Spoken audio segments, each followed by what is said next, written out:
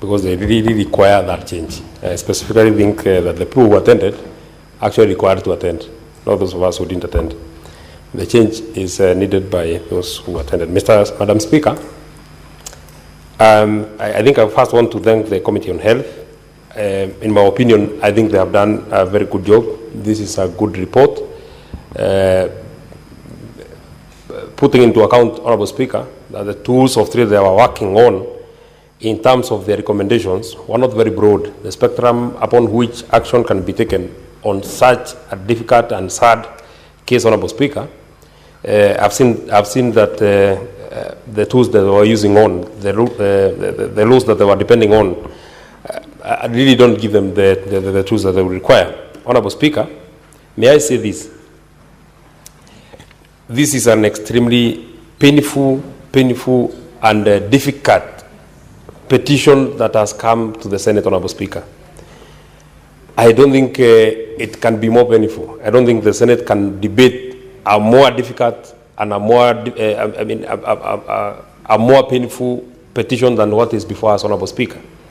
I agree with Senator Asige that baby Anita Jepkoril needed not to go through such a difficult and painful ordeal, especially the people whom she and her parents sought help from, and they are the ones who are supposed to help her after this very unfortunate incident, Honourable Speaker. She was a brave girl, Honourable Speaker. Having lived through this ordeal, Honourable Speaker, for the 4 months since she started her medication, Honourable Speaker, it actually tells that baby Anita Jepkorir was a brave young girl. She really wanted to live. She fought to live. Despite the negligence of the doctors, Honourable Speaker, she fought on. And actually, from the observations that have been made by the committee, Honourable Speaker, on the day that she collapsed, she was playing outside. That tells you that the baby was fighting on to live. She really wanted to, to keep her life, Honourable Speaker. There's a very thin line between negligence of a doctor and the recommendations that have been proposed by law, Honourable Speaker, of what should be done to a doctor who is negligent. Honourable Speaker, of many professions that we have, Honourable Speaker, if anything goes wrong, there are many ways of remedying and correcting anything that could go wrong. But for a medical doctor in an operating table, one wrong move, we have lost a life. If it was an engineer, Honourable Speaker, maybe even if they had built a 5-walled or a 5-story building, Honourable Speaker, it can be brought down and something can be corrected. If it was a mechanic, Honourable Speaker, the part they have put in that engine can be corrected. But for a medical doctor, once you do the wrong diagnosis, Honourable Speaker, we have lost a life. I'm wondering, Honourable Speaker, whether you watched a video that was in the social media yesterday of a parent who was in deep pain from Igegania Hospital in Gatundu. You saw a father holding their kid. They are holding their daughter. And now the doctors want to come and pick the daughter from the father. And he's asking the doctors, I have been here for the whole day. My daughter has died in my hands. What have you been doing the whole day? And you're saying that you are on strike. What would be more precious than a human life? That father was literally fighting the doctors in that hospital, Honourable Speaker. Can you imagine the pain that was in that father or that daughter, Honourable Speaker? Do you imagine if your parent was to die in your hands and you are seeing the people who are supposed to help you on this particular, in this kind of a situation, Honourable Speaker? You know, Honourable Speaker, many people have spoken about what we in government and what we in leadership ought to do. And there are many things that we ought to do. But of the many things and of the many services that we ought to think and plan in terms of offering services to the people of Kenya, if there is one area that we must be very, very deliberate and put as much effort, as much resources as possible, Honourable Speaker, it will be in the healthcare system. I'm happy that you're on that seat, Honourable Speaker. When one of us was, I don't want to give the story, but one of our colleagues and you are there yourself, got herself in a situation that she really needed medical attention in some place around Ukambani, Honorable Speaker, when you are taking her to Machakos level 4 or level 5 hospital, Honorable Speaker, you actually felt that she could not even make it to the other hospitals that we come to in Nairobi. Maybe she would not have made it to Nairobi Hospital. Maybe you would not have made it to... She really required medical services there and then. The closest medical facility that was there was Machakos level 5 hospital, Honorable Speaker. Just imagine. Had that facility not had the services that that senator required, you can imagine what would have happened, Honorable Speaker. If we can't invest in the health care, Honorable Speaker, you have actually aptly put it well. If we have a sick nation, then we don't have a nation. If we cannot have and we cannot invest enough, Honorable Speaker, we have seen the UHC staff for the last about 2 or 3 months. They are always here at the gate. We pass them and sometimes we speak to them. Sometimes we are running away from them. Other time we are going through the parliamentary tunnel because we don't want to meet them at the gate. They come from the gate of the Senate. From the gate of the Senate, they go to the gate of the National Assembly. And I wonder whether you have read the headline of the Daily Nation of today, so that we can understand the anguish that is with the people of Kenya. And I actually wonder what we as leaders and we as politicians, and we who have been given authority over the people of Kenya, when we read this, such kind of things and we see such kind of issues, Honorable Speaker, when we watch that video of that father who was holding their father yesterday, when we look at this petition of baby Anita Jepkoril, how does it make us feel, Honorable Speaker? Because we are telling the UHC staff, we don't have money to have you permanent and pensionable. We don't have money to give you gratuity for the 5 years that you've worked. And they're asking themselves, 5 years ago when they were being employed, the budget of the Republic of Kenya was at 2.4 trillion. This year's budget, Honorable Speaker, has gone beyond the 4 trillion mark, Honorable Speaker. So they're asking themselves, even after the budget growing with 1.6 trillion, still there's no money that can be able to take care of our health care of the UHC staff, Honorable Speaker.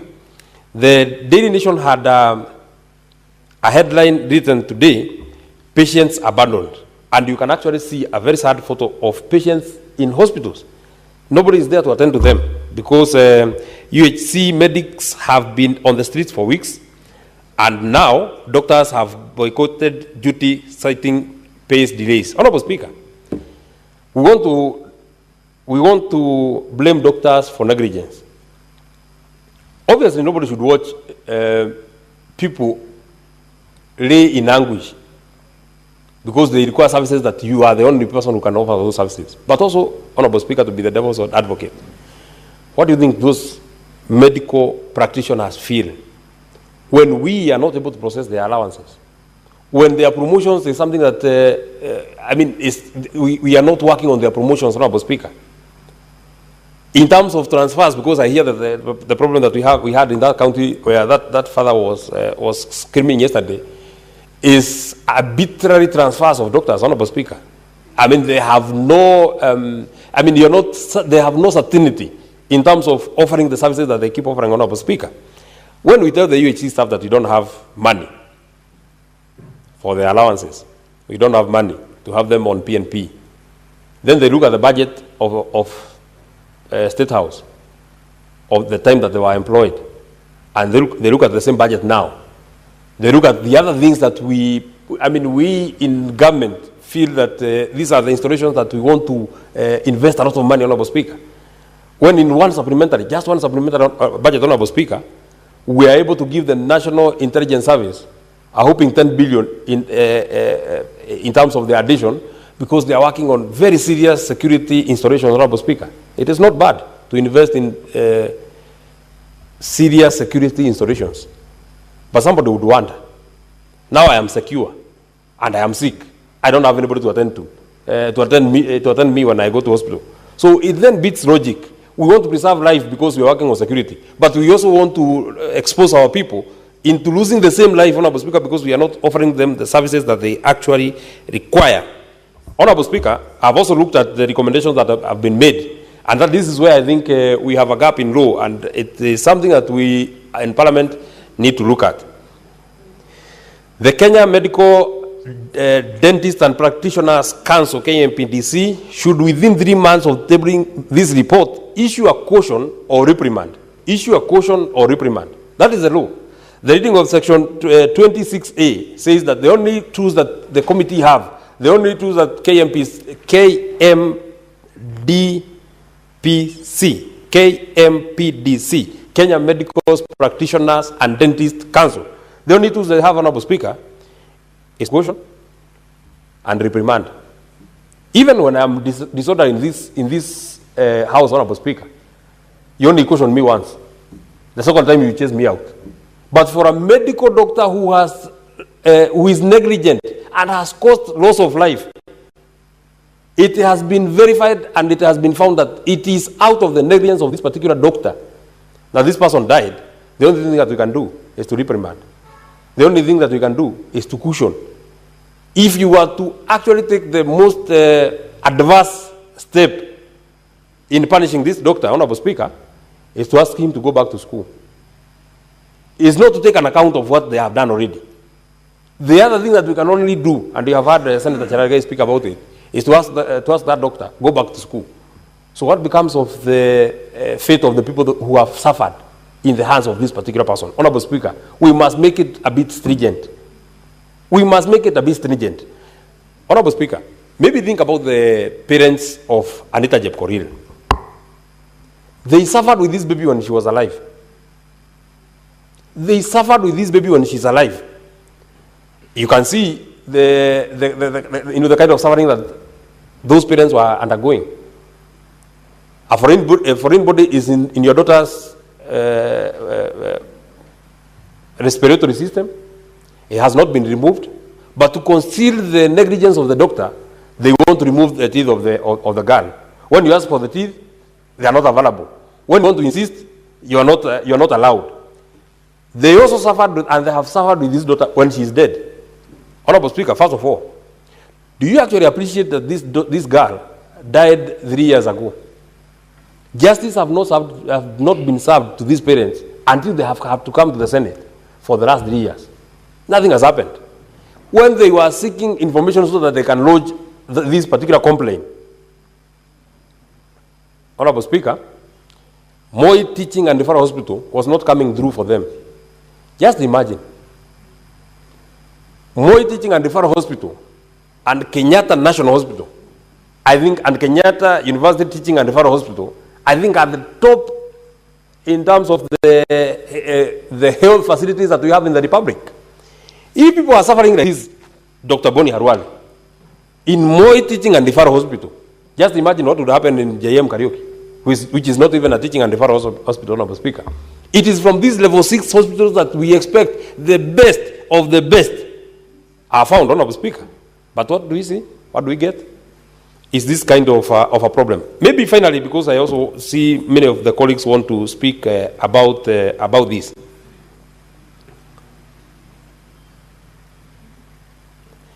The only people, Madam Speaker, and I think this is where I also felt that in terms of our recommendation, we apportioned the bigger blame of the death of baby Anita Jepkorir to the legal department of the Moi Teaching and Referral Hospital more than the person who was negligent.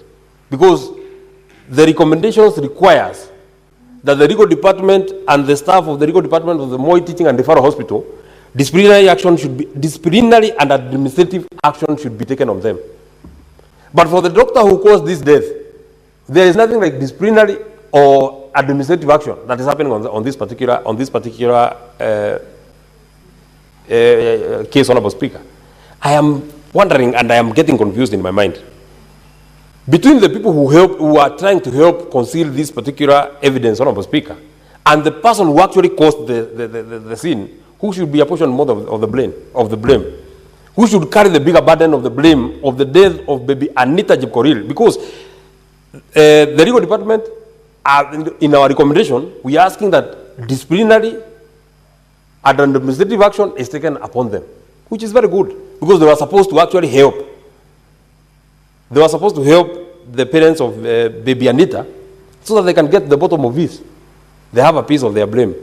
But I think the bigger blame is on Dr. Ondigo and the team of doctors who are working on this particular baby. There is also a very good recommendation, and I think I really hope that this particular recommendation will be implemented. On recommendation number 4, Honorable Speaker, there should be a creation of a formal patients advocacy within healthcare facilities to assist families in navigating complaints. Honorable Speaker, you can imagine people who are anguishing in the villages, Honorable Speaker, people who cannot be able to, who do not even know that they can actually petition the Senate. People who have suffered in the hands of doctors, Honorable Speaker, but they cannot get justice. Because this justice has not, or the framework upon which they can seek for this justice, Honorable Speaker, has not been established. This is a case of Moi Teaching and Referral Hospital. What happens to any other person who has suffered this particular, or has a complaint against a doctor, has a complaint against a healthcare facility or healthcare service provider, in whatever level of health provision or in whatever level of a facility, be it a level 5, be it a level 3, be it a dispensary, Honorable Speaker, be it a health center, whatever it would be, Honorable Speaker, you know many cases, Honorable Speaker, of misdiagnosis. Many people have been misdiagnosed. They have suffered in the hands of doctors, Honorable Speaker. You know, many people have been told you have such and such a disease, and it has been established data that they were not suffering from the same disease. The trauma, that's why you're being told that you have to always seek a second opinion. You have to seek a third opinion. You have to seek a fourth opinion. And every opinion is different from the initial opinion. I'm wondering, Dr. Boni, because you're a doctor, do you have a different set of syllabus that you are subjected to, that this doctor would diagnose you for this, the other doctor will tell you that it is this. In one hospital, you're being told it's H. pylori. In the next hospital, you're being told that you have cancer of the stomach. In the other one, you're being told that it is just water that you're not taking. Honorable Speaker, this incompetence must be addressed, Honorable Speaker, and because I see the light is beaming, I want to consolidate and finish. Number 5, we need to develop standardized protocols and mechanisms for investigating reported medical negligence cases, Honorable Speaker. Actually, do you see that after Kenya Medical Practitioners and Dentists Council found this doctor culpable, they were told to go and agree with the family about the action that should be taken? Honorable Speaker, do you actually see, and by the way, I also wanted to ask, since these doctors were fined, I think a fine of 250,000 and another fine of 300,000, was it going to the parents? Was it going to the hospital? Was it going to the council itself? Or to whom was this money being paid, Honorable Speaker? Why can't we have a prescribed list of what needs to be done once you are found culpable? Don't be told to go and agree with the mother. Because you've seen in the submissions of the hospital, they're actually asking the family to appreciate the many working hours. You know, you have to appreciate that we worked on your daughter for so long, but you worked on her. Honorable Speaker, it's like you're going to Nyandarua and you take the road to Mombasa, and you're driving so fast and you're saying, can't you appreciate that I'm driving so fast? But you're driving so fast in the wrong direction.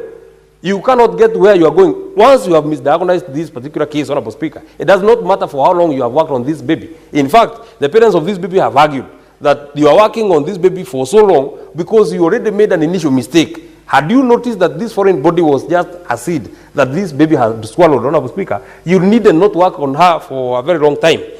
Finally, we need to encourage hospitals to engage in mediation processes with the families of the patient. But, Honorable Speaker, we encourage hospitals to engage with the parents, Honorable Speaker. We have to have a very structured mediation. It's not that you're just told go and agree with your hospital. There must be a mediation mechanism. Even in court, Honorable Speaker, there must be a mediation. You have to go to and meet a mediator so that you can agree and say that we have settled this matter out of court. Not that you are forced to go and agree with the hospital, Honorable Speaker. Every time people are told to go and agree with the hospital, more often or not, it is the patient and their parents, or Honorable Speaker, who lose. It's not the hospital. The hospital will argue that we did our best, The hospitals who argue that we give the best medical care. We give you the best surgeon. But you gave the best surgeon but did the wrong thing. Maybe finally, Honorable Speaker, as I sit, may I also appreciate the Senate. I feel that I am very proud to be a member of this Senate, Honorable Speaker. Because the things that we are dealing with and the things that we are speaking about here, Honorable Speaker, are very, very weighty issues that touch on the people of Kenya. I never hear, as Honorable Speaker, ask for adjournment so that we can discuss individuals. I never hear that happening in the Senate, and I'm very proud that in the Senate we are always dealing with issues, Honorable Speaker. We may not agree every time. We may have divergent opinions, Honorable Speaker, every time. But even at the height of the Gen Z's protest in the June of 2024, when everybody ran away, the Senate stood and we were here and we were speaking about the issues of the people of Kenya. I think that is the Senate that I always aspired to be in, and I am always very proud to be a member of this Senate, Honorable Speaker. Thank you very much.